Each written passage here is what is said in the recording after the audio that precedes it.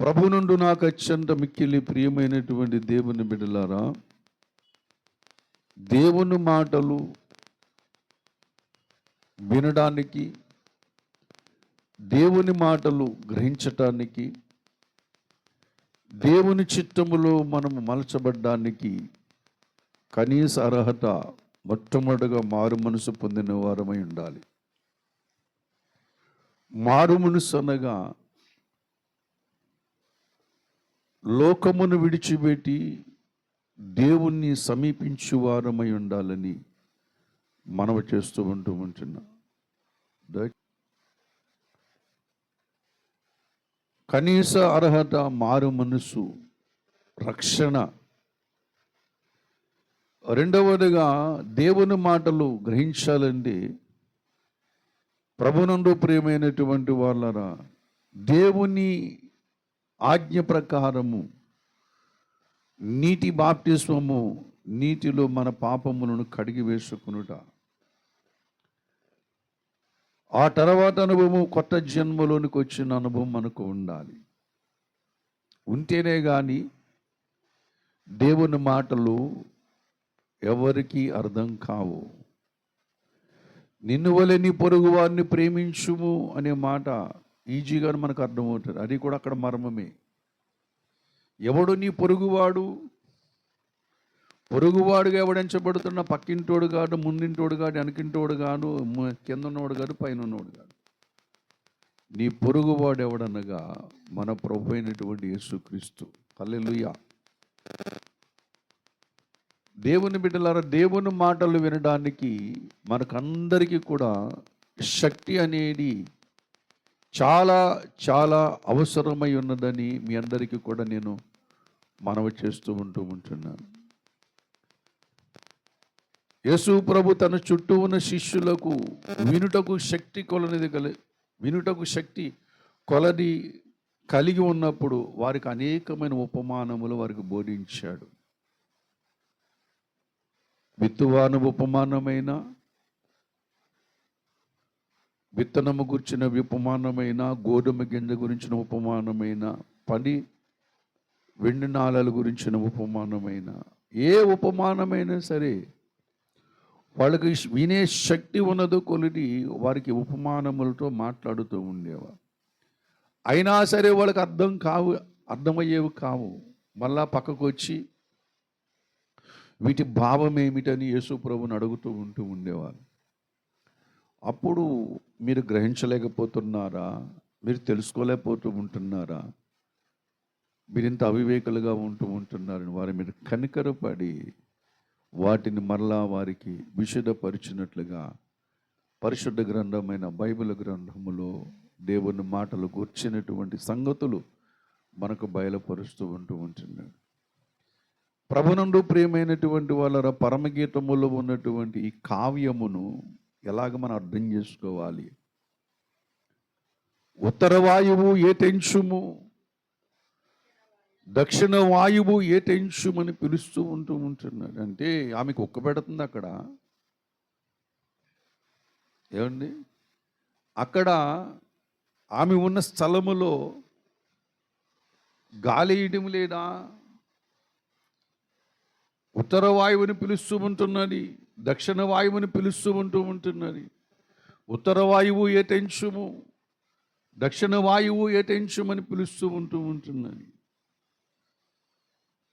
తూర్పు గాలి నుంచి కూడా మాట్లాడడం లేదు, పడమర గాలి నుంచి కూడా మాట్లాడడం లేదు. దేవుని మాటలన్నీ కూడా పుటము పెట్టబడినవి.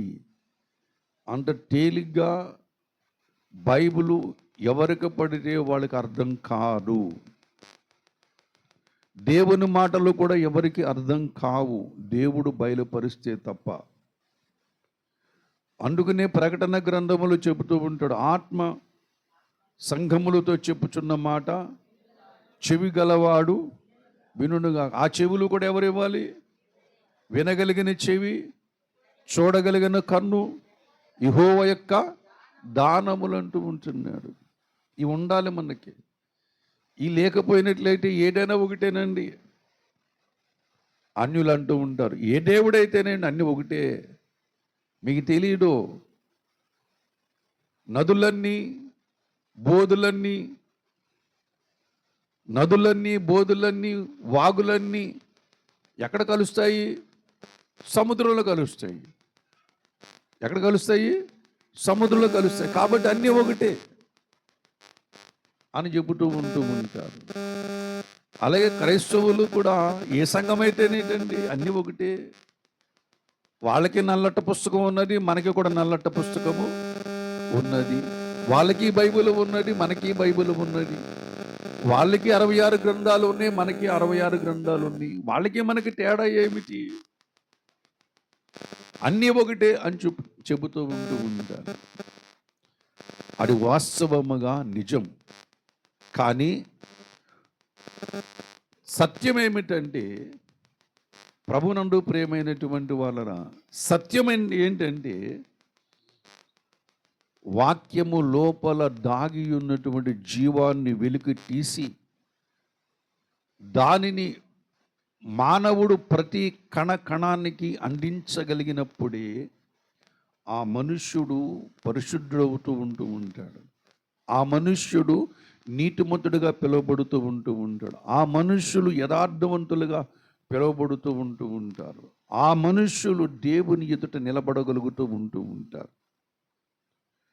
దేవుడు మహాపరిశుద్ధుడు.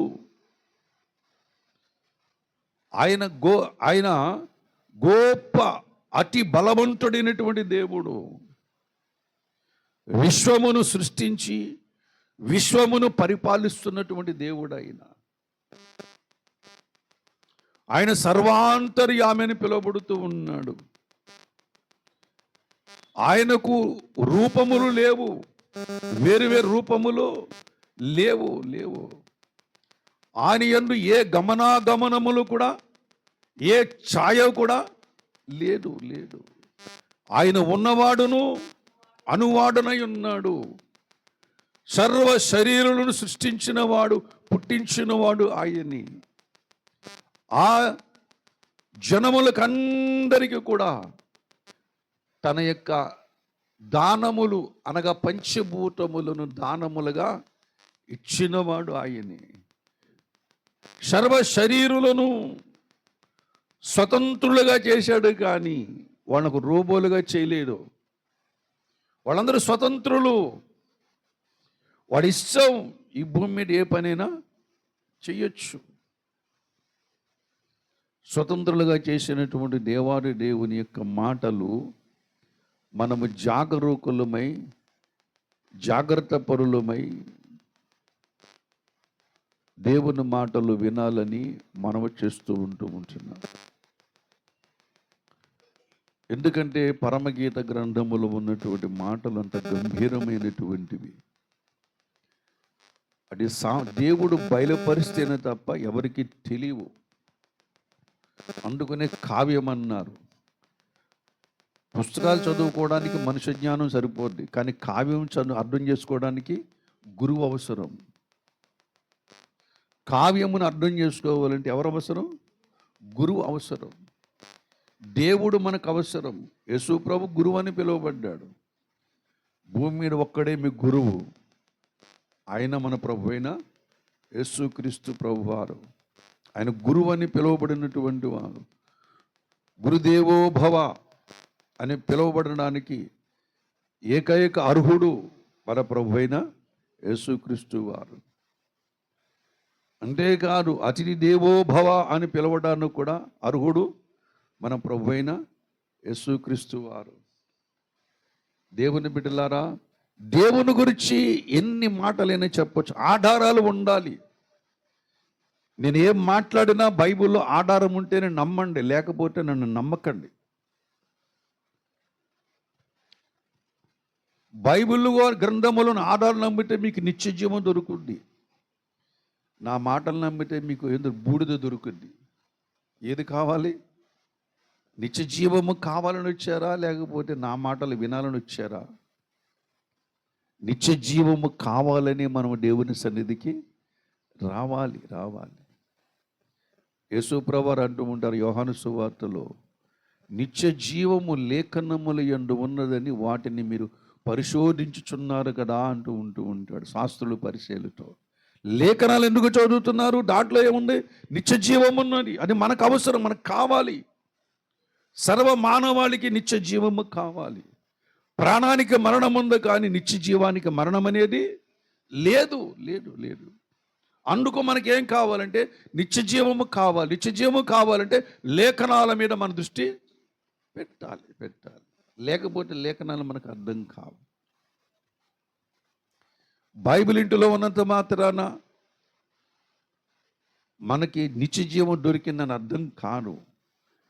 లేఖనాలు వినుట ద్వారా, లేఖనాలు ధ్యానము చేయటం ద్వారా, లేఖనాలు చదువుట ద్వారా మనుషులు నీతిమంతులుగాను పరిశుద్ధులుగాను యథార్థవంతులుగాను తీర్చబడుతూ ఉంటారు. అందుకొరకే 66 గ్రంథాల పుస్తకాల సంపుటి పరిశుద్ధ గ్రంథమైనటువంటి బైబిల్ దేవుడు మనకి ఇచ్చాడు. కనుక ప్రభునందు ప్రియమైనటువంటి వాళ్ళరా, పరమగీతంలోకి వస్తూ ఉంటున్నాను. ఉత్తర వాయువు చాలు ఏటెంచుము. ఉత్తర వాయువు ఏటెంచుము అంటే ఉత్తర వాయువుని పిలుస్తుంది. ఉత్తర వాయువు నా మీదకి రా అని పిలుస్తూ ఉంటున్నాడు. ఉత్తర వాయువుని ఎందుకు పిలుస్తూ ఉన్నది? తూర్పు దేశమున మన ప్రభువైన యేసుక్రీస్తు వారు సిలువ వేయబడ్డాడు కదా. తూర్పు దేశమున మన ప్రభువైన యేసుక్రీస్తు వారు పిలువబడ్డారు కదా, సిలువ వేయబడ్డారు కదా. ఆ సిలువలో వేలాడుతున్న సిలువమూర్తి నా దగ్గరకు రమ్మని పిలిస్తే బాగుండేది. కానీ ఇక్కడ ఏమని మాట్లాడుతుందంటే, ఈ సంఘ కన్యక లేక షోలమితి ఏమని పిలుస్తుందంటే, ఉత్తర వాయువు ఏటెంచుము. ఒక్కసారి ఉత్తరము గురించి మనం ఆలోచన చేయాలి. ఉత్తరం ఏ దిశలో ఉంది? చదువుకున్న వాళ్ళు చెప్పాలి. ఉత్తరం ఏ దిశలో ఉంది? 100 మంది ఇలా కట్టినారు, కొంతమంది ఇలా కట్టినారు, కొంతమంది ఇలా కట్టినారు. ఉత్తరం ఈ దిశలో ఉన్నది.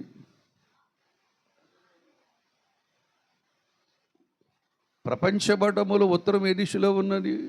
ఉత్తరం ఏ దిశలో చూపిస్తుంది? ప్రపంచ పటం ఉత్తరం ఏ దిశలో చూపిస్తుంది? చదువుకున్న వాళ్ళు చెప్పాలి. కొంతమంది ఉత్తరం అంటే ఇలాగ అంటున్నారు. ప్రపంచ పటములో ఉత్తరము గుర్తు ఏ వైపు చూపిస్తూ ఉండదు. అంత బైబిల్ యథార్థమైన గ్రంథం అండి. మిగతావన్నీ పుక్కుట పురాణాలే కానీ బైబిల్ అనేది యథార్థమైనటువంటి యథార్థం గురించి మాట్లాడుతూ ఉంటుంది. ప్రపంచ పటముల ఉత్తరమును పై దిక్కును చూపిస్తూ ఉంటుంది. 6వ మార్కు ఎలా చూపిస్తుంది? పైకి చూపిస్తూ ఉంటుంది. మనం భూమి మీద ఉన్నప్పుడు ఉత్తరం ఏ దిశలో ఉందని చెప్పాలి. ఇలాగని చెప్తే రాంగ్ మార్కులు వస్తుంటాయి. ఏం చెప్పాలి ఇప్పుడు? ఇలా చెప్పాలి. అంటే మనం ప్రపంచ పటాన్ని చూసేటప్పుడు ఏ దిశలో పెట్టుకుని చూడాలి? ఉత్తర దిశలో పెట్టుకుని చూడాలి. అప్పుడు మనకు దిక్కులన్నీ తెలుస్తూ ఉంటాయి. తూర్పు దిక్కేటు, పడమర దిక్కేటు, దక్షిణ దిక్కేటు, ఉత్తరం దిక్కు మనం చూపిస్తూ ఉంటుంది. ప్రభునందు ప్రియమైనటువంటి వాళ్ళ, ఇప్పుడు మనం ఆలోచన చేద్దాం. ఉత్తర దిశలో ఏమున్నాయి?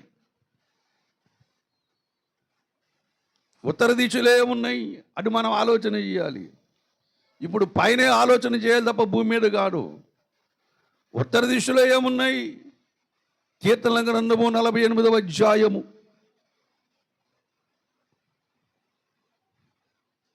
2వ వచనం చదువుకుందాం. ఉత్తర దిక్కున మహారాజు పట్టణమైన సియోను పర్వతము రమ్యమైన ఎత్తుగల చోట ఉంచబడి సర్వభూమికి సంతోషకరముగా ఉన్నది. ఉత్తర దిక్కున మన రాజధాని ఉన్నది. హల్లెలూయా. ఉత్తర దిక్కునే ఉంది మన రాజధాని.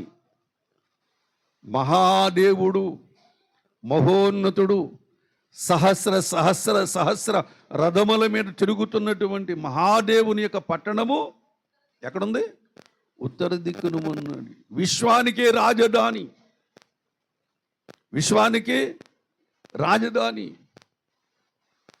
మన భారతదేశానికి రాజధాని, మన భారతదేశానికి రాజధాని ఇది న్యూఢిల్లీ. ఆంధ్రప్రదేశ్ ఇంకా రాజధాని ఇంకా లేదండి. అది ఎందుకు గాల్లోనే ఉన్నది.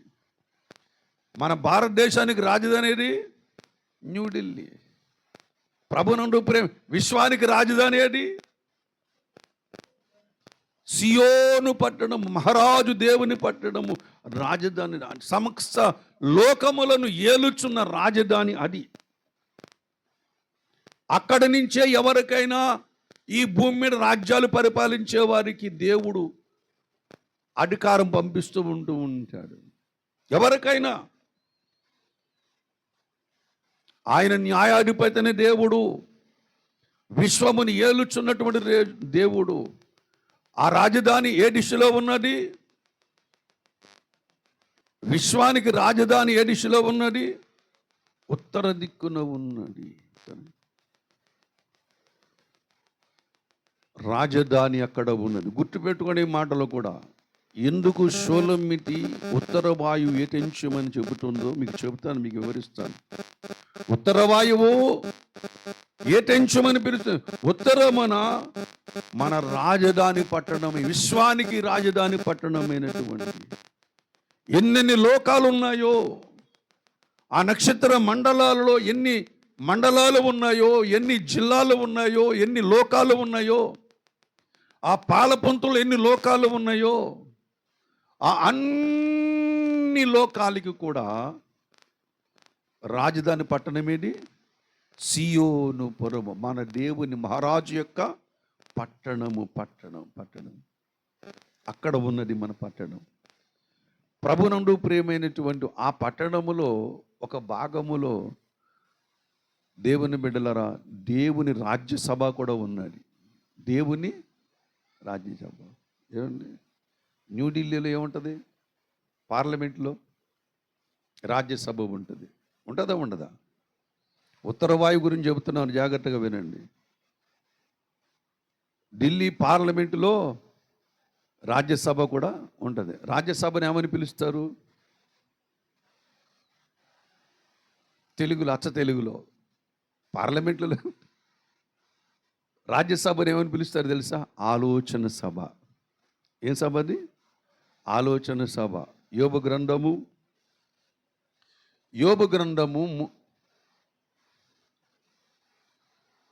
15వ అధ్యాయం 8వ వచనం చదువుకుందాం. 15వ అధ్యాయం 8వ వచనం. దేవుని ఆలోచన సభలో చేరి ఉన్నవాడవా, నీవు మాత్రమే జ్ఞానవంతుడువా? చాలు. నీవు దేవుని ఆలోచన సభలో చేరి ఉన్నవాడమని. అంటే ఉత్తరమున దేవుని మహారాజు పట్టణం ఉన్నది, మన రాజధాని ఉన్నది. ఆ రాజధానిలో ఏముంది? ఒక పార్లమెంటు ఉన్నది. ఆ పార్లమెంటులో ఒక ఆలోచన సభ ఉన్నది. పార్లమెంటులో బిల్లులు ప్రవేశపెడుతూ ఉంటారు, కానీ ఆమోదించవలసింది ఎక్కడ? రాజ్యసభ. లోకానికి దీనికి ముడిపెట్టి మాట్లాడుతున్నాను, జాగ్రత్తగా వినండి. పార్లమెంటులో బిల్లులు ఏం చేస్తారు? ప్రవేశపెడుతూ ఉంటారు. ఆమోదించవలసింది ఎవరు?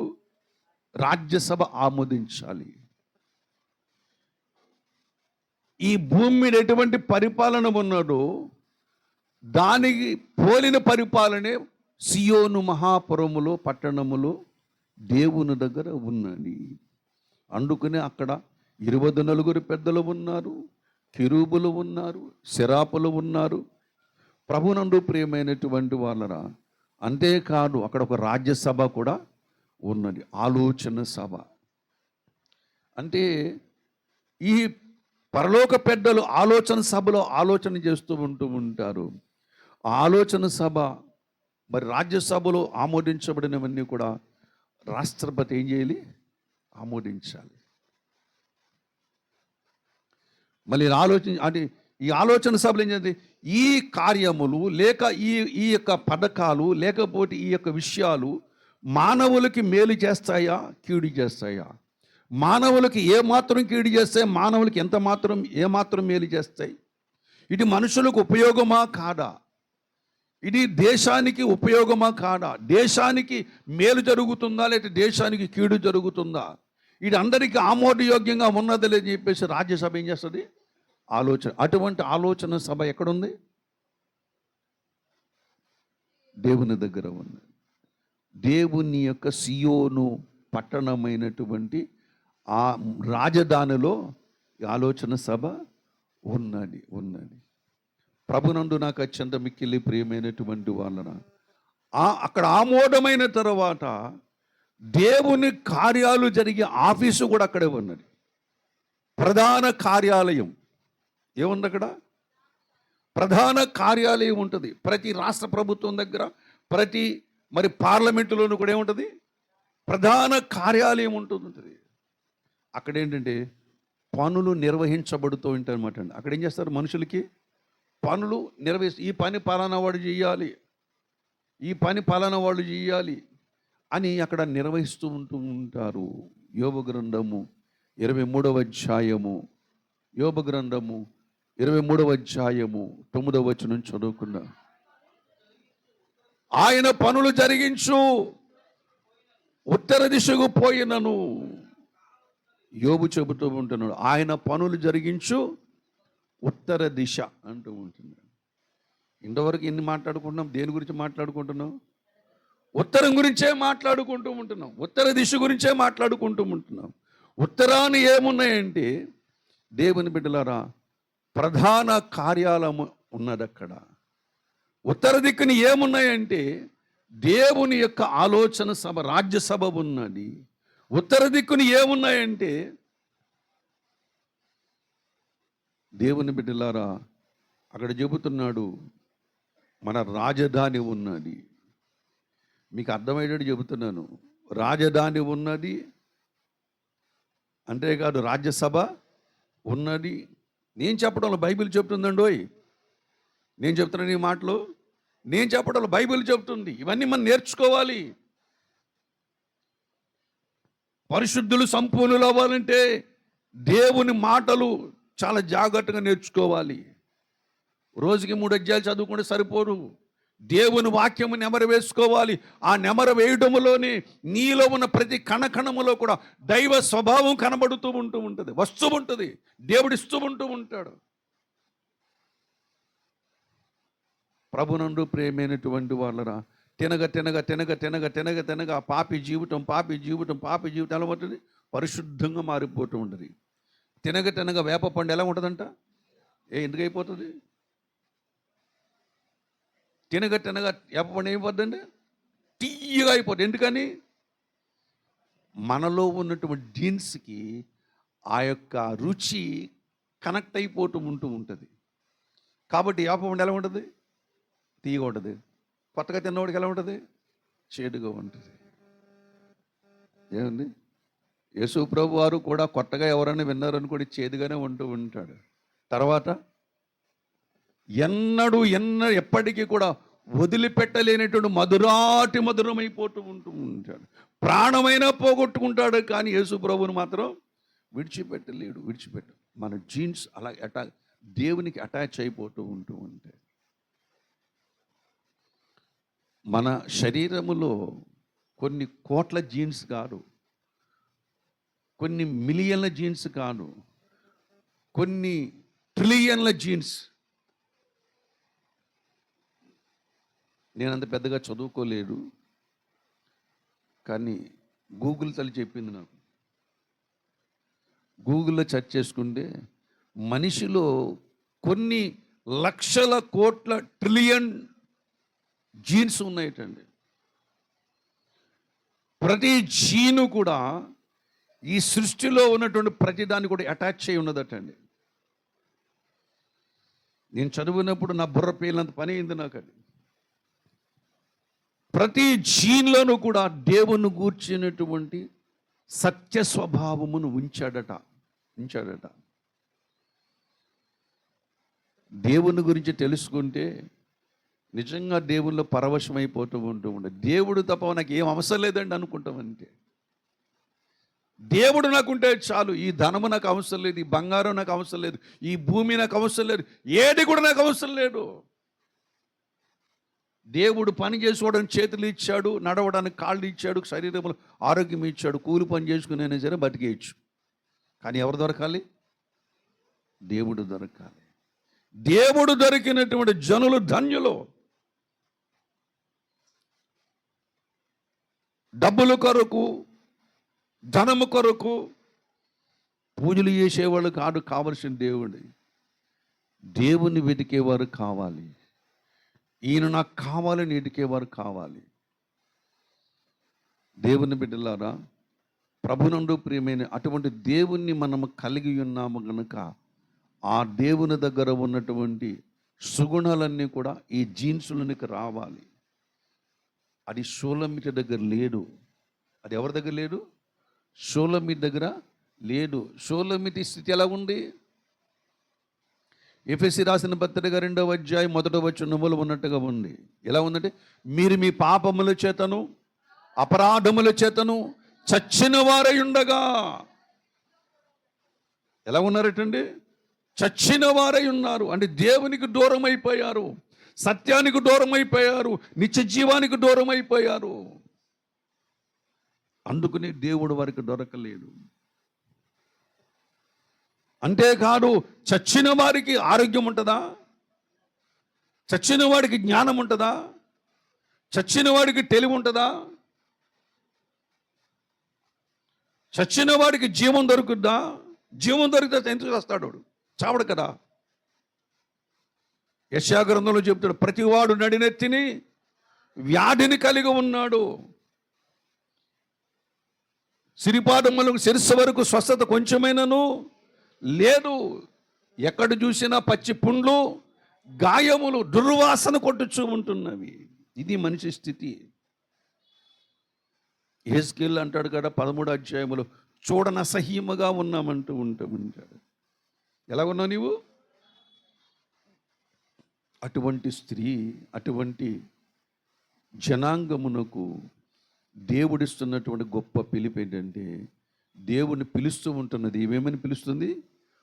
ఉత్తర వాయువు ఏటించమని. ఎవరిని పిలుస్తుంది? దేవుని పిలుస్తూ ఉంటున్నది. ఉత్తర వాయువు ఏటించము.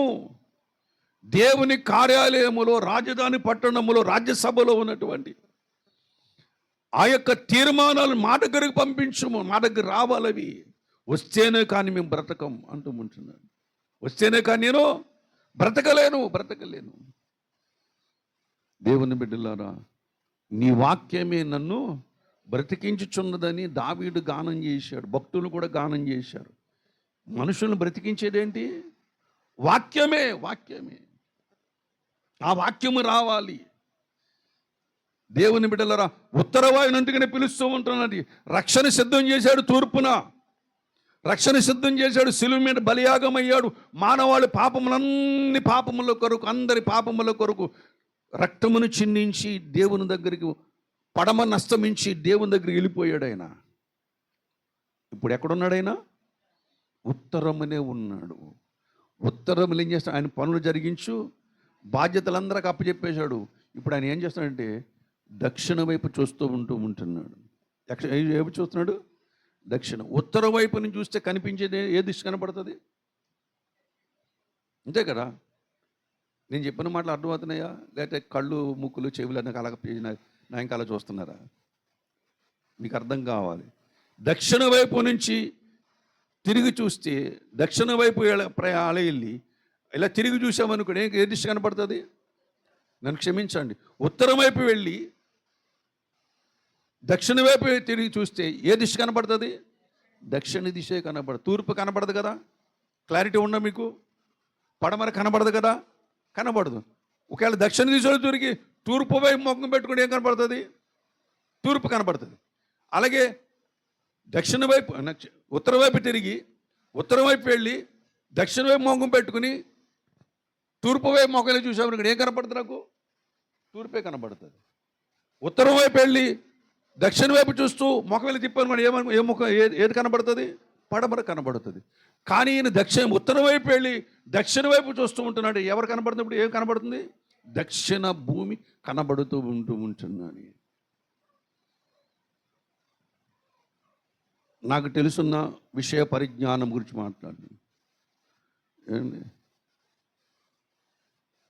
సౌత్ కోస్టల్ రైల్వే అని ఉంటుంది ఏంటి, ప్రభునందు ప్రియమైనటువంటి. అలాగే ఈస్ట్ కోస్ట్ ఉంటుంది. కానీ నార్త్ అనేది కనబడుతుందా? కనిపించదు. ప్రభునందు ప్రియమైనటువంటి వాళ్ళ ఆయన ఉత్తరం వైపు వెళ్ళి దక్షిణాన్ని చూస్తాడు. దక్షిణాన్ని ఏముంది? యోబు గ్రంథము 23వ అధ్యాయము 9వ వచనాన్ని కంటిన్యూ చేయండి. ఆయన పనులు జరిగించు, ఉత్తర దిశకు పోయినను నాకు కానవచ్చుట లేదు. దక్షిణ ముఖము వైపు ఆయన ముఖము, దక్షిణ వైపు ఆయన ముఖమును త్రిప్పుకొని ఉన్నాడు. అంటే దక్షిణాన్ని ఏముందన్నమాట? దక్షిణ వైపు ఏమని దేవుని ముఖం ఎందుకు తిప్పుకున్నాడు? దక్షిణాన దేవుని బిడ్డలారా, అనగా ఈ భూప్రపంచ నడిబొడ్డులో ఆయనకు ఒక దృశ్యం కనబడుతూ ఉండేటండి. ఆయన చేసిన యజ్ఞము కనబడుతూ ఉంటుంది. ఆయన చేసిన యజ్ఞము కనబడుతూ ఉంది.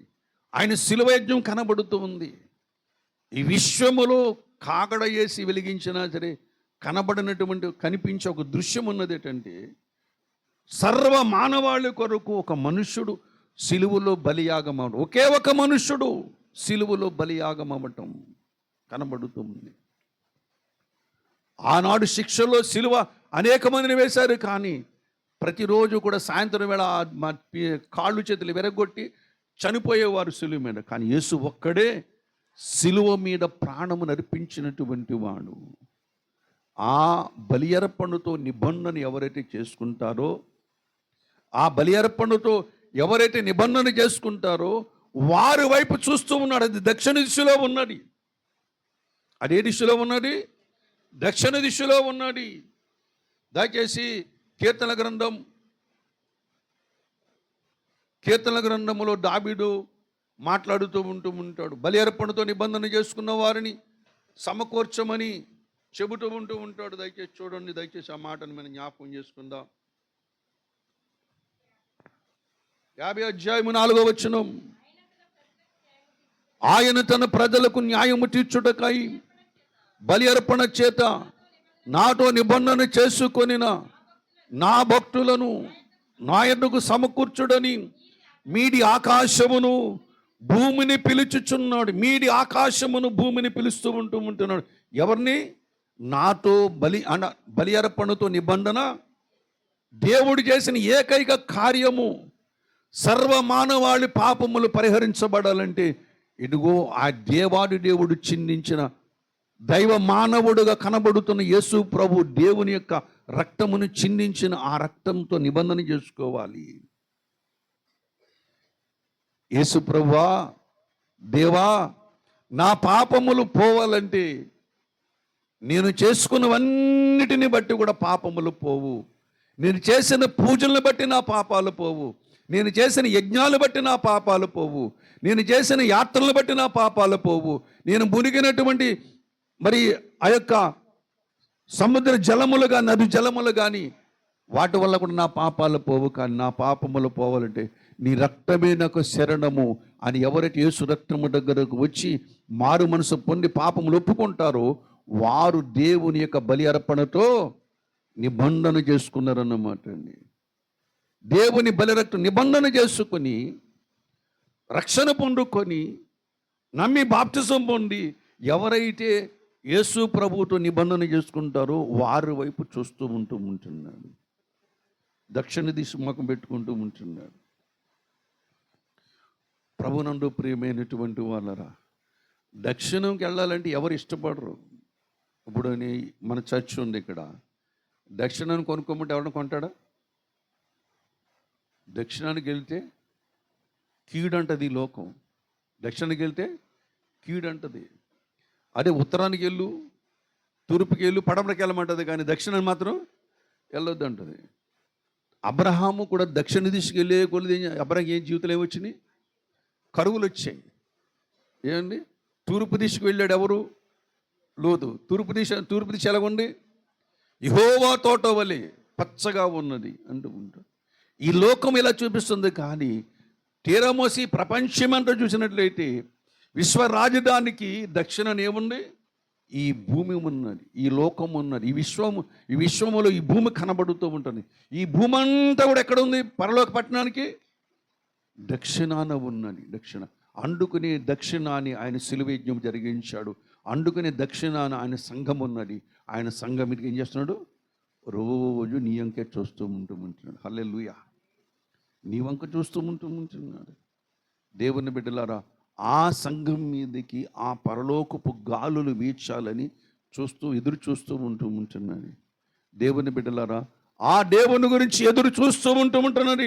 అందుకని ఉత్తర వాయువు ఏం చేయమని పిలుస్తూ ఉంటున్నది. నువ్వు రావాలి ప్రభువా.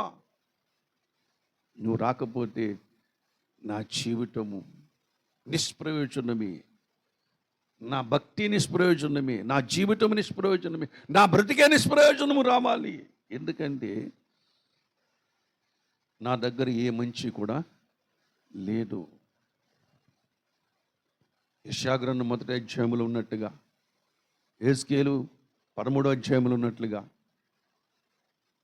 లూకా సువార్తలో త్రోవ ప్రక్కన పడవేయబడినటువంటి కొట్టి కొరప్రాణుతో పడవేయబడినట్లుగా ప్రభునందు ప్రియమైనటువంటి వాళ్ళ ఈ సంఘము కనబడుతూ ఉంటున్నది. ఈ సంఘము లేక షూలమ్మితిలో ధైర్యము, శక్తి, బలము, అభిషేకం తెచ్చుకోవాలంటే దేవుని బిడ్డలారా, ఉత్తర వాయువు మన మీదకి రావాలి. అంత తేలికైన పని కాదు, కానీ అసాధ్యం మాత్రం కాదు. సాధ్యమైన పని కాకపోవచ్చు, కానీ అది అసాధ్యం కాదు. దాని కొరకు మనం ఎదురు చూడాలి. దాని కొరకు మనం ఏం చేయాలి? ఎదురు చూడాలి. ఏలియా 3.5 సంవత్సరాలు ప్రార్థన చేశాడు. దేని కొరకు? ఇశ్రాయేలు ప్రజలు దేవుని వైపు మళ్ళాలని, చేశాడు.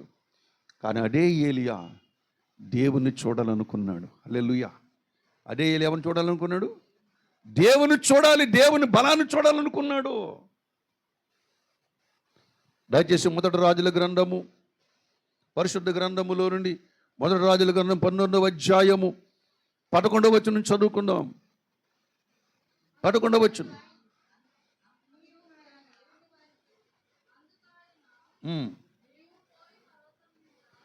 అందుకాయన నీవు పోయి పర్వతం మీద యెహోవా సముఖమందు నిలిచి ఉండమని సెలవిచ్చాను.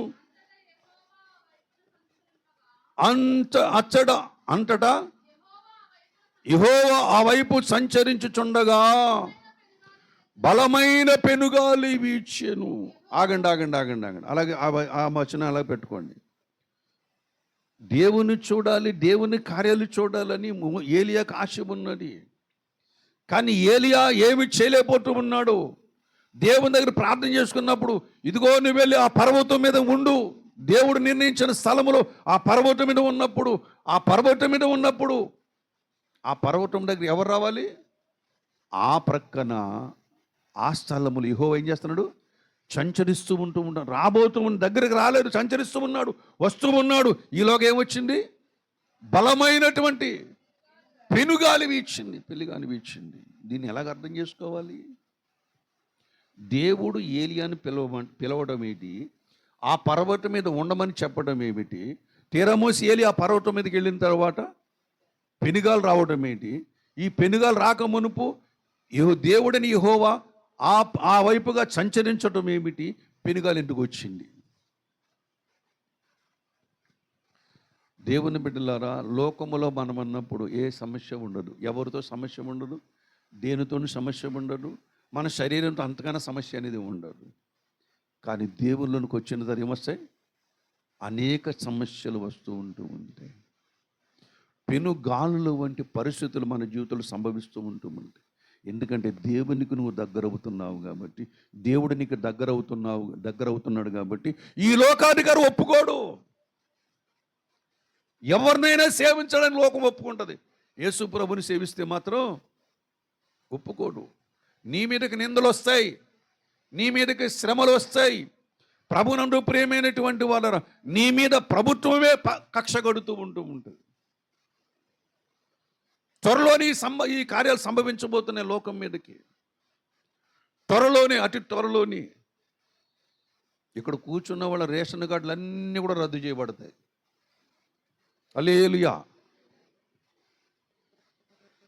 ఏమండి, ఉద్యోగస్తులు కూడా మాకు రేషన్ కార్డు లేదు కదా అనుకుంటారు.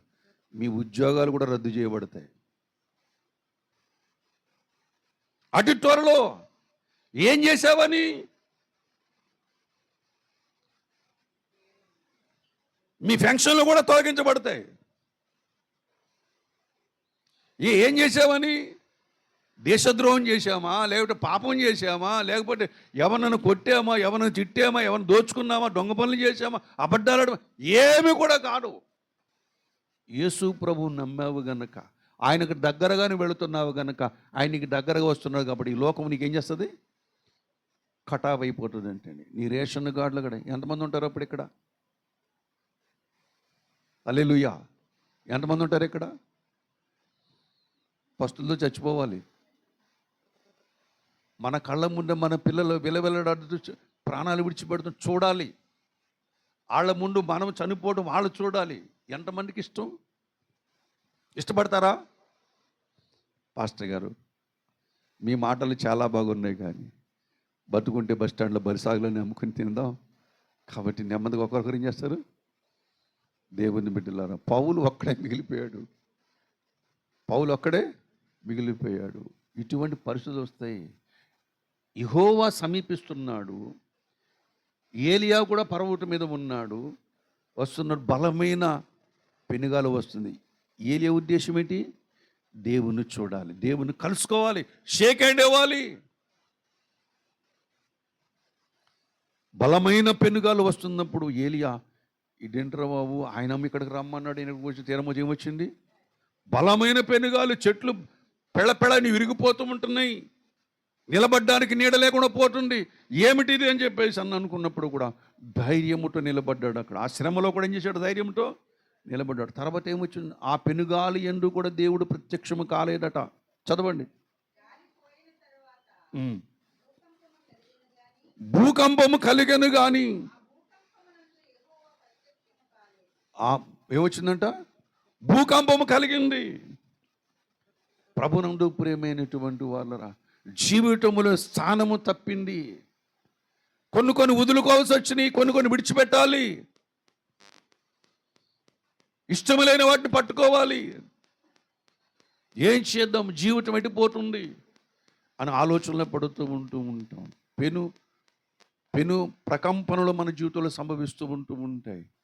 అయినా సరే దేవుడు ఎల్లమన్నాడు, అక్కడ ఉండమన్నాడు, ఉంటున్నాడు. అంతే. ఏలియా ఏం చేస్తున్నాడు? అక్కడ ఉంటాడు. భూకంపములు వచ్చినాయి. తర్వాత అక్కడ కూడా కనబడలేడు.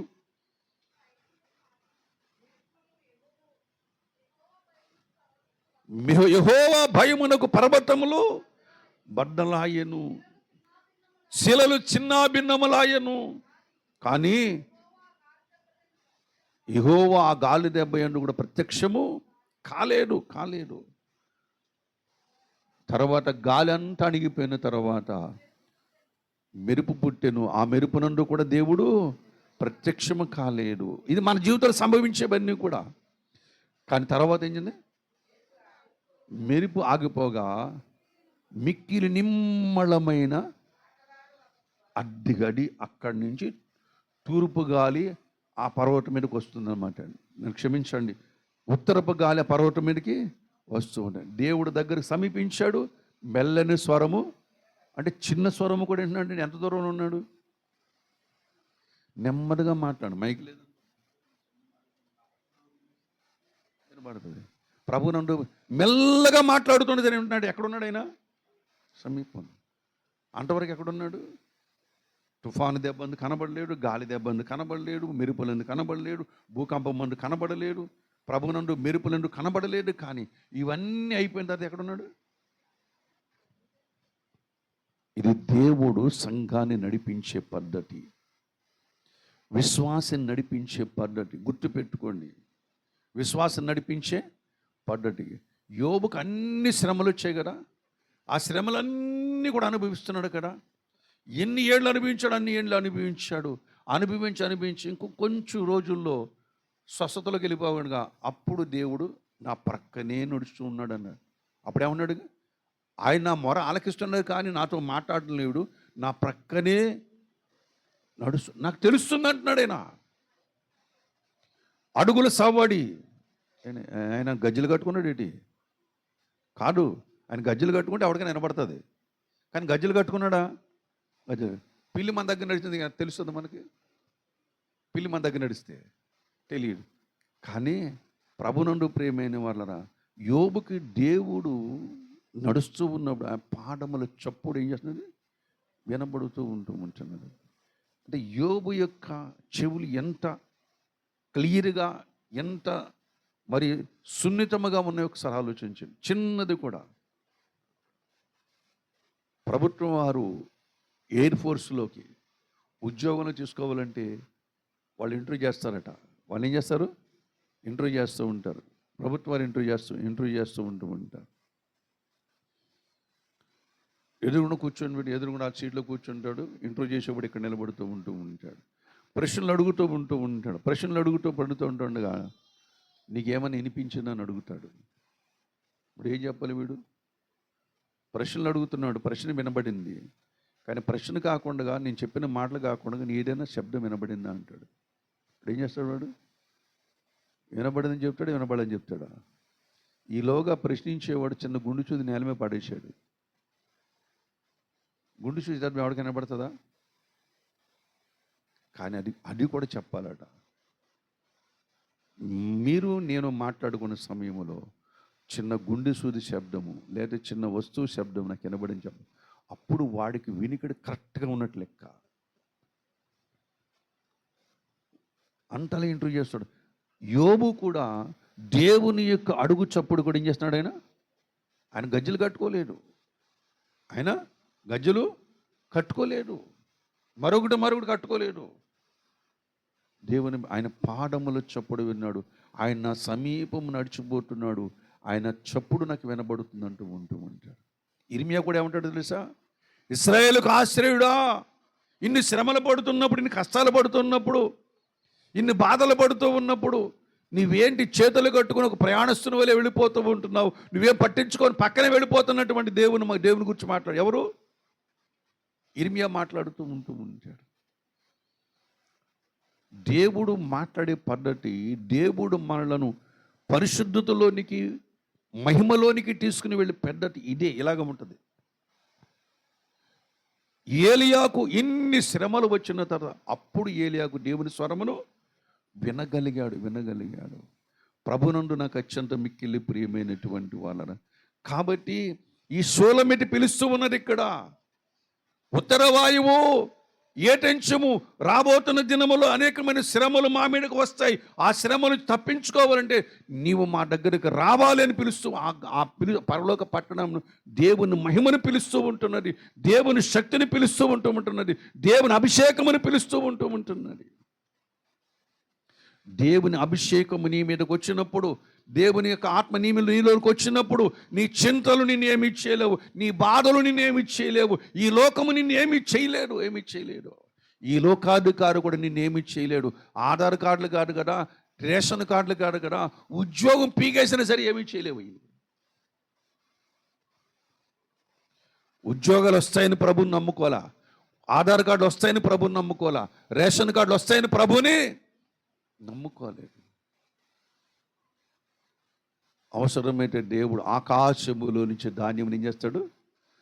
మన ఇంటిలో కొమ్మరిస్తాడు. హల్లెలూయా. ఒకరోజు ఆహారము నెల దినముల కంటే ఎక్కువగా అయిపోతుంది మన కడుపులో. ఏమండి? ఏలియా ఒక అప్పమును ఒక బుడ్డి నీళ్లు తాగి ఎంత దూరం నడిచాడు? 40 దినముల ప్రయాణం చేశాడు. అందుకు చెప్తున్నాను, అంటే 40 దినాలు ఏలియాకి ఎక్కడి నుంచి దొరికింది ఆహారం? అంటే ఏమీ లేదా, దేవుడిచ్చిన ఆహారం ఉంది కదా, తిన్నాడు. 40 దినాలు ప్రయాణం చేశాడు. 40 దినాలు అయిన తర్వాత సారెపట్టు విధవరాలు దగ్గర ఆహారం దొరికింది. ప్రభునందు ప్రియమైన దేవుని పిల్లలను పోషించగలిగిన సామర్థ్యము కలిగిన దేవుడు. హల్లెలూయా. ఎన్ని ఈ భూమి మీద ఎటువంటి పరిస్థితులు కలగనివ్వండి, నువ్వు దిగులు పడవలసిన పని లేదు. సామర్థ్యము కలిగినటువంటి దేవుడు నీకు ఉన్నాడు. హల్లెలూయా. కాబట్టి ఆ దేవుని మీద విశ్వాసముతో, నిరీక్షణతో మన దినదిన ముందుకు సాగిపోతూ ఉండనప్పుడు ఈ లోకాధికారి నేనేమి కూడా చెయ్యలేడు. నీ జోలికి రాలేడు. వచ్చిన ఓడిపోతాడు. వాడు సిగ్గుతో తలంచుకుని తోక ముడుచుకుని పోతాడు అంతే. ఇప్పుడు ఉత్తర వాయువు నీ దగ్గరకు వచ్చినప్పుడు, హల్లెలూయా, అనగా దేవుని అభిషేకము రాకమునుపు, దేవుని ఆత్మ రాకమునుపు నువ్వు పిరిగివాడివి, చేతకాని దానివి. కానీ దేవుని ఆత్మ నీలో ఉన్నప్పుడు పిరిగితనం ఉండదు, ధైర్యం ఉంటుంది. దేవుని ఆత్మ నీలో ఉన్నప్పుడు చేతకానితనం ఉండదు. ఏదైనా సాధ్యం, నా దేవునికి ఏదైనా సాధ్యము. అటువంటి విశ్వాసం ఎవరిలో ఉంది? బైబిల్లో షడ్రకు, మేషకు, అబేద్నెగోలో ఉన్నది. ఈ అగ్ని గుండము నుంచి విడిపించడానికి నా దేవుడు సమర్థుడు. విడిపించకపోయినా నీ విగ్రహానికి మేము మ్రొక్కమన్నారని ఖచ్చితంగా చెప్పేశారండి. రాజుల గ్రంథాల్లో లిఖించబడ్డాయి. పారసీక దేశపు గ్రంథాల్లో లిఖించబడిన మాటలు అవి ఇప్పటికే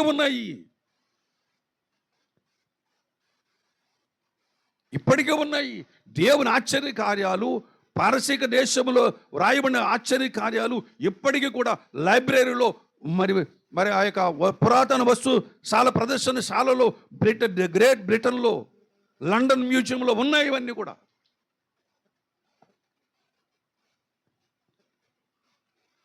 ప్రపంచంలో జరిగిన వింతలు, అనేకమైన గొప్ప వింతలు అన్నీ కూడా అక్కడ లిఖితమై ఉన్నాయి. ఆధారాలు కనబడుతూ ఉంటున్నాయి. దేవుని బిడ్డలారా, ఆ నెబుకద్నెజరు చెబుతూ ఉంటున్నాడు, షడ్రకు, మేషకు, అబేద్నెగోలు ఏ దేవుని అయితే పూజిస్తున్నావు ఆ దేవుడే పూజార్హుడు, మరెవ్వరు కూడా కాదని నెబుకద్నెజరు, ప్రపంచ చక్రవర్తి అయిన నెబుకద్నెజరు చెప్పు ఆనాడు రాయించాడు. ఆ గ్రంథములో రాయించాడు. దేవుని బిడ్డలారా, అగ్నిగుండములోనికి వెళ్ళి బయటకు వచ్చారు. అందుకని ఈ లోకపు పరిస్థితులు ఏమి కూడా మనకు కదల్చలేవు. ఏమీ లేదనుకోవద్దు. అన్ని ఇవ్వగలిగిన యేసుడు నీలో ఉన్నాడు. హల్లెలూయా. అందుకని యోహాను, మొదటి యోహాను ఏమంటాడు? మీలో ఉన్నవాడు. అంత బలం తెచ్చుకోవాలి. ఎవరిని చూసి? దేవుని చూసి. మన తప్పులు జ్ఞాపకం చేసుకొని, మన బలహీన జ్ఞాపకం చేసుకొని మనం ఎక్కడ వెళ్తాం? ఎలా పడిపోతాం? ఎలా పడిపోతాం? నేనేం చేయలేదు, నా వల్ల ఏం అనుకోండి. ఏమనుకోవాలి? దేవునికి సమస్తము సాధ్యమైనప్పుడు ఆయన కొడుకుని, ఆయన కూతురిని తన సొంత రక్తం ఇచ్చి కొన్నాడు. నాకెందుకు సాధ్యం కాదని ఎందుకు రాదా పట్టుదల? ఎందుకు రాదు? పెద్దలన్నారు లోకంలో, ధైర్యమే సాహసము, ఉబ్బసమే దొగ్గని. ఇప్పుడు ఎక్కడ ఉండాలి? మన ఇక్కడ దేవుని దగ్గర ఉన్నప్పుడు ధైర్యంగా ఉండాలా?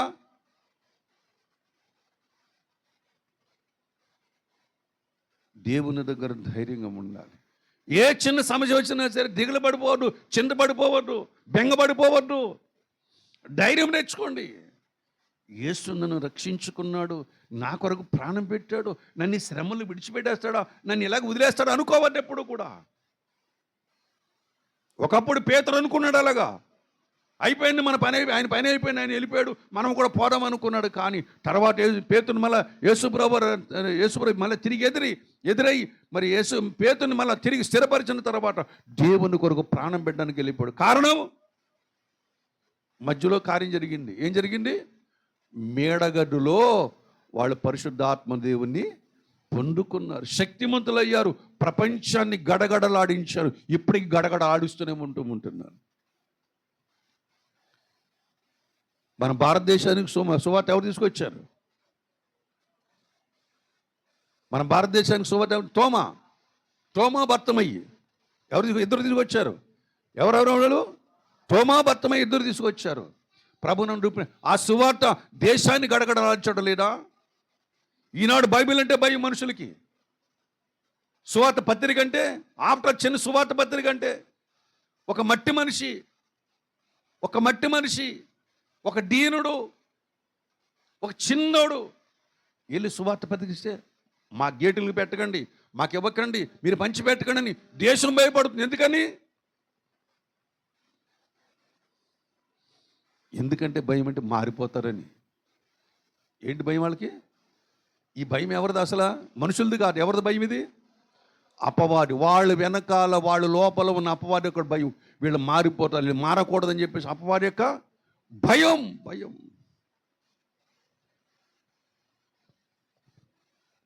విగ్రహం అంటే నాకు ద్వేషం కాదు. జాగ్రత్తగా వినండి. విగ్రహం అంటే నాకు ద్వేషము కాదు. విగ్రహము లోపల ఉన్నటువంటి దుష్టాత్మను చూశారు, అది అంటే నాకు ద్వేషం. అర్థమైందా? విగ్రహము లోపల దాగి ఉన్నటువంటి దుష్టాత్మ ఉన్నాడు. ఆ విగ్రహం అందుకోవట్లేదు పూజలు, ఆ లోపల వాడు అందుకుంటూ ఉంటున్నాడు. వాడంటే నాకు ద్వేషం. ఎందుకంటే వాడు సత్యము వాడు చెప్పడు, సత్యం వాడికి తెలియడు, సత్యములు నిలబడడు, సత్యం అంటే వాడికి ఇష్టం ఉండదు. జీవమును వాడు ఇవ్వలేడు, జీవమును ఇవ్వడానికి ఇష్టపడడు. అందుకునే సువార్త పత్రిక అంటే వాడికి భయం, ప్రార్థన అంటే వాడికి భయం, బైబిల్ అంటే వాడికి భయం. దాన్ని కాల్చేస్తూ ఉంటున్నారు చాలామంది. యూట్యూబ్లో కనబడుతున్నారు. బైబిల్ని కాల్చగలుగుతూ ఉంటున్నావు, దేవుని కాల్చగలుగుతూ ఉంటున్నావా? దేవుని ఆత్మను కాల్చగలుగుతూ ఉంటున్నావా? ఈ రోజున ఒక బొండ బైబిల్ తగలబెట్టవచ్చు నువ్వు, కానీ కొన్ని కోట్ల బైబిల్ ప్రింట్ వస్తూ ఉంటున్నాయి. అది నీ బాబు తరం కాదు, నీ తరం కూడా కాదు, నీ బాబు తరం కాదు, నీ తలలో నీ జేజమ్మ తరం కూడా కాదు. దేవుని అభిషేకాన్ని ఎవడు అడ్డుకోలేడు. అడ్డుకునే ప్రయత్నం చేయొద్దు. వాళ్ళని ప్రేమించి మాట చెబుతున్నా, అడ్డుకునే ప్రయత్నం చేయకండి. దేవుని ఉగ్రత నీ మీదకు దిగి వస్తూ ఉంటుంది. ప్రభునందు ప్రియమైనటువంటి వాళ్ళరా, షోలమ్మితి మీదకి రావాల్సిన ఏంటో తెలుసా? ఉత్తర వాయువు ఎందుకు ప్రార్థన చేస్తుంది తెలుసా? ఎందుకు రమ్మని అడుగుతుంది తెలుసా? ఉత్తర వాయువు ఏటంచమనగా ఈ సంఘం మీదకి యేసు ప్రభువా నువ్వు రక్షించుకున్నావు, ఈ సంఘముకు రక్తము కార్చావు, ఈ సంఘానికి బాప్టిసం ఇచ్చావు, ఈ సంఘం పరిశుద్ధపరచబడాలంటే, ఈ సంఘము నీ రాణిగా ఈ లోకములో నీ నీ నీ గురించి చెప్పాలంటే నీ అభిషేకం తప్పనిసరిగా మాకు కావాలి.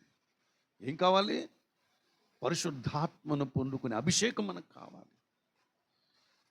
ఎందుకంటే దేవుని బిడ్డలారా, ఈమె దగ్గర కొడుతున్న దుర్వాసన, కానీ ఈమె ఎలా ఉండాలి? పరిమళ వాసనగా మారాలి. హల్లెలూయా. ఎలా మారాలి? పరిమళ వాసనగా మారాలి. పరిమళ వాసనగా మారాలంటే ఈమె పరిమళతో నింపబడాలి. పరిమళ ద్రవ్యములు ఎక్కడ ఉన్నాయంటే ఉత్తర దిశలోనే ఉన్నాయి. మళ్ళీ ఎక్కడున్నాయి? ఉత్తర దిశలోనే ఉన్నాయి. దయచేసి 14వ అధ్యాయము 4వ అధ్యాయం 14వ వచనం చదువుకుందాం. చూడండి, పరమగీత గ్రంథము 4వ అధ్యాయం 14వ వచనం. జటామాంసియు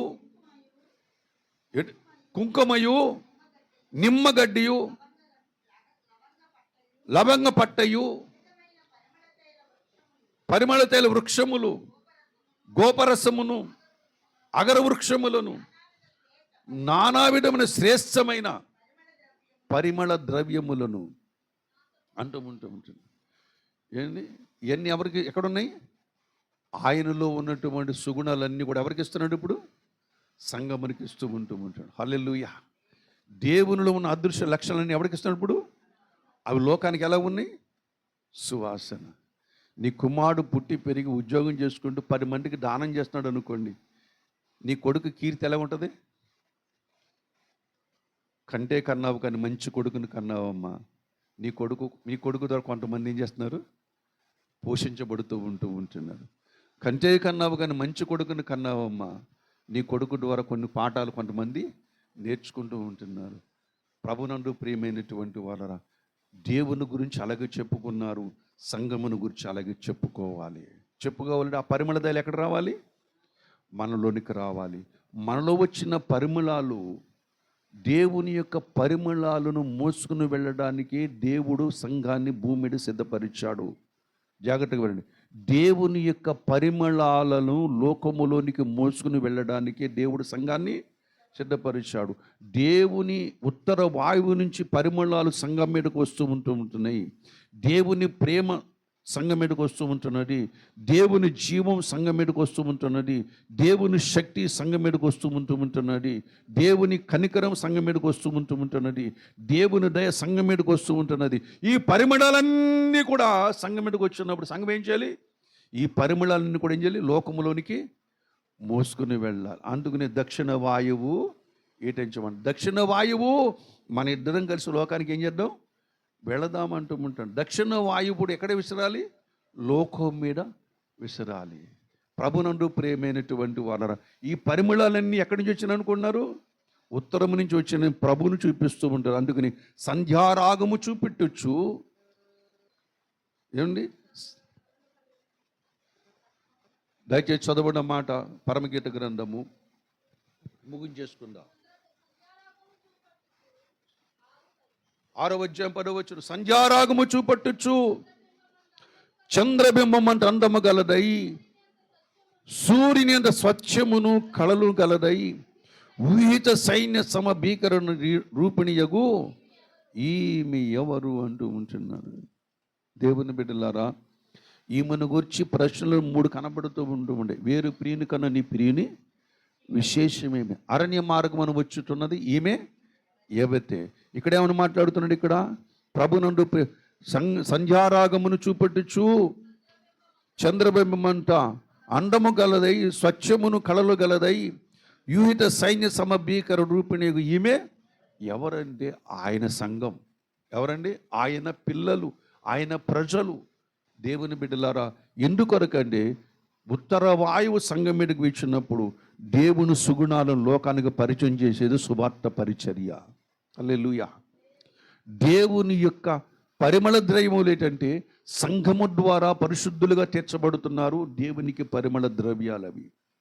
సంఘము ద్వారా పరిశుద్ధమైన క్రియలు చేస్తున్నారు చూశారు, నీటి క్రియలు చేస్తున్నారు చూశారు, అది పరిశుద్ధుల యొక్క నీటి క్రియలు అవి. ఇవన్నీ లోకానికి ఏం చేయాలి, మనకి తెలియచేయాలి. నిన్ను వలె నీ పొరుగు వారిని ప్రేమించమంటే యేసుని ప్రేమించండి. ప్రభునందు ప్రేమైనటువంటి వాళ్ళ దేవునికి వలె లోకాన్ని మనం ప్రేమించాలి. లోకానికి సువార్త చెప్పాలి, లోకానికి సత్యం చెప్పాలి, లోకానికి దేవుని జీవాన్ని పరిచయం చేయాలి. కనుక ప్రభునందు నాకు అత్యంత మిక్కిలి ప్రేమైనటువంటి వాళ్ళరా, ఈసారి ఒక్కసారి వచ్చిన చదవండి, ముగించేసుకుందాం. ఈ పరిమళ దైవాలని ఎవరు మూసుకెళ్ళాలి, ఆయన దగ్గర వస్తున్నాయి. ఎవరి మీదకి వస్తారు, సంఘం మీదకి వస్తూ ఉంటున్నాయి. దక్షిణ గాలి ఏం చేస్తుంది, లోకానికి దక్షిణ గాలితో కలిసి సంఘం ఏం చేస్తుంది, లోకానికి తెలియజేస్తూ ఉంటున్నది. అందుకని ఎఫెసీ రాసిన పత్రిక 2వ అధ్యాయం 2వ వచనం చదువుకుని ముగించేసుకుందాం. నన్ను క్షమించండి, 5:2 ఎఫెసీ రాసిన పత్రిక 5వ అధ్యాయం. క్రీస్తు మిమ్మల్ని ప్రేమించి పరిమళ వాసనగా ఉండుటకు మన కొరకు తన్ను తాను దేవునికి అర్పణగాను బలిగాను అప్పగించుకొని. క్రీస్తు మనల్ని ప్రేమించి ఏం చేశాడండి, ఎవరికి పరిమళ వాసనగా ఉండాలి, లోకానికి. దక్షిణ దిశలో ఉన్న సంఘము లోకానికి ఎలా ఉండాలి, పరిమళ వాసనగా ఉండాలి. జాగ్రత్తగా మాట్లాడాలి, లోకంతో మాట్లాడేది. నోటికి ఇచ్చినట్టు మాట్లాడకూడదు. నోరే కాదని చెప్పేసి, డబ్బులతో కొనక్కర్లేదని చెప్పేసి ఇష్టం వచ్చినట్టు నాలుకను మాత్రం ఆడించకూడదు. ఎక్కడ కూడా సంఘంలో ఆడించకూడదు, ఇంట్లో ఆడించకూడదు, బయట కూడా ఆడించకూడదు. అప్పుడు నోరు మంచిదైతే, అది నోరు మంచిదైతే కుటుంబం మంచిదైపోద్ది. నోరు మంచిదైతే సంఘం కూడా ఏమవుతుంది, మంచిదైపోతూ ఉంటుంది. కాబట్టి క్రీస్తుకు పరిమళ వాసనగా ఉండాలంటే సహించడం నేర్చుకోవాలి, భరించడం నేర్చుకోవాలి. ప్రభునందు ప్రేమైనటువంటి ప్రేమించడం కూడా నేర్చుకోవాలి, ప్రేమించడం కూడా నేర్చుకోవాలి. ఈ సహించడం చేతగాడు మనకి, భరించడం చేతగాడు మనకి, ప్రేమించడం అంతకన్నా చేతగాడు. మళ్ళీ ఎవరో యేసుబాబు బిడ్డలో మనం, ఎవరు బిడ్డలో మనం, యేసుబాబు బిడ్డలో. సహించడం చేతగాడు, భరించడం చేతగాడు, ఓర్చుకోవడం చేతగాడు, ఓర్పు లేడు, సాత్విక లేడు, దీన మనసు లేదు, ప్రభుని ఏమీ లేడు. పరిశుద్ధులుగా ఉండటకు పిలువబడ్డారు కొరింథీ సంఘం. ఏ సంఘం ఇది, కొరింథీ సంఘం. కొరింథీ సంఘములో నానా విధములైన గత్తరంతా కూడా అక్కడే ఉంది. కానీ యేసుప్రభువు వారు ఆ ఉత్తరంను చూస్తున్నాడు. ఎలా చూస్తున్నాడు, వీడు ఎప్పుడు ప్రయోజకుడు అవుతాడు, వీడు ఎప్పుడు ఓర్పు నేర్చుకుంటాడు, వీడు ఎప్పుడు సహనం నేర్చుకుంటాడు, వీడు ఎన్ని పరీక్షలు పెడుతున్నా ఓడిపోతూ ఉంటున్నాడు, ఇంకేం చేయాలి వీడిని అని తన ఓర్పుని ఇంకా కొనసాగిస్తూ ఉంటున్నాడు, ఇంకా నేర్పుతూ ఉంటున్నాడు. ఈవేళ కాదు రేపు నేర్చుకుంటా ఎదురు చూస్తూ ఉండు. ఎలా తయారవుంట, ఆయనకు వలె, క్రీస్తుకు వలె మనం ఏం చేయాలంట, తయారవ్వాలి. ప్రభునందు ప్రియమైనటువంటి వాళ్ళను తయారైనప్పుడు దేవుడు దాన్ని ఏమంటాడు తెలుసా? ఉద్యానవనము అంటాడు. దాన్ని ఏమంటారండి? సంఘం కాదు, ఏదేమవుతుంది అది? నా ప్రియుడు తన ఉద్యానవనమునకు ఏటించెను అంటూ ఉంటాడు. దేవుడు మన మధ్యకు రావాలంటే సంఘము దేవుని యొక్క ఉద్యానవనముగా అంత శక్తి, అంత అభిషేకం దేవుని బిడ్డలారా ఆ ఉత్తర దిశ నుంచే రావాలి, ఆ రాజధాని పట్టణం నుంచి రావాలి, ఆ ప్రధాన కార్యాలయం నుంచి రావాలి, ఆ రాజ్యసభలో నుంచి రావాలి. మనందరి గురించి రాజ్యసభలో ఆలోచనలు జరుగుతూ ఉంటుంది. మన పేర్లన్నీ అక్కడ ఉన్నాయి. అందరి గురించి మాట్లాడుకుంటున్నారు అక్కడ. అక్కడి నుంచి రావాలంటే ఇక్కడ ఎలా ఉండాలి? సాత్వికముతో, దీన మనసుతో, ఓర్పుతో, సహనముతో ఎదురు చూడాలి. కొంతమంది మాటకు మాట అనేస్తూ ఉంటారు. మాటకు మాట అనేస్తే ఎలా ఉంటుంది? అక్కడ బూడిద ఉంటుంది. ఒక మాట సహిస్తే అక్కడ ప్రేమ పెరుగుద్ది. ఒక మాట భరిస్తే అక్కడ ప్రేమ పెరుగుద్ది. నేను అనుకుంటాను కదా, భలే మదిరించేశాను, భలే మాట ఇచ్చేసాను చెప్పి కాళ్ళ దగ్గర అక్కడ ఉండి చెయ్యి బుద్ధి లేనోడా అంటాడు. దేవుని బిడ్డలారా, పరిమళము వికసించాలంటే యేసు ప్రభువు వారు ఎన్ని మాటలు అనుకున్నా సరే ఆయన నూరెత్తాడా? క్లారిటీ ఇచ్చాడు. కానీ వాళ్ళు దూషించాడా? దూషించలేడు. వాళ్ళు ద్వేషించాడా? ద్వేషించలేరు. కాబట్టి నీవు నేను ఒక ఉద్యానవనంగా తీర్చబడాలంటే ఉత్తరపు గాలి మన సంఘం మీదకి రావాలి, దక్షిణపు గాలి దేవుని యొక్క సుగుణ లోకములోనికి తీసుకుని వెళ్ళాలి. దేవుడు పంపించిందేమో పరిశుద్ధ అభిషేకం, సంఘము తీసుకువెళుతున్న కడవరి ఉజ్జీవం. హల్లెలూయా. దేవుడు పంపిస్తున్నది ఏంటి? పరిశుద్ధాత్మ అభిషేకం. సంఘం తీసుకెళ్తుంది ఏంటి? కడవరి ఉజ్జీవం తీసుకుని వెళుతూ ఉంటుంది. కడవరి ఉద్యోగము కొరకే ఈ ప్రార్థనలు, ఈ ఆచరణలు. ఎన్ని తుఫాన్లైనా, ఎన్ని భూకంపాలైనా, ఎన్ని శ్రమలైనా, కష్టాలైనా సరే సంఘము నిబ్బరమైన మనసు కలిగి ఏకాత్మతో, ఏక మనసుతో దేవుడు ప్రార్థన ఆలకించాడా లేదని మనకు సమస్య కాదు, ప్రార్థన చేశామా లేదని సమస్య. ఆ ప్రార్థనతోని దినదినము ముందుకు సాగిపోతూ ఉన్నప్పుడు నీ మరొక షోలమీత అవుతావు. హల్లెలూయా. దేవుని బిడ్డలారా, అటువంటి పరిశుద్ధమైన సంఘముగా తీర్చబడి ప్రభుని ఎదుర్కోవడానికి సిద్ధపడదాము. రండి, ప్రార్థన చేసుకుందాం. దేవుడి మాటలు మన వెనుకలు దీవించును గాక.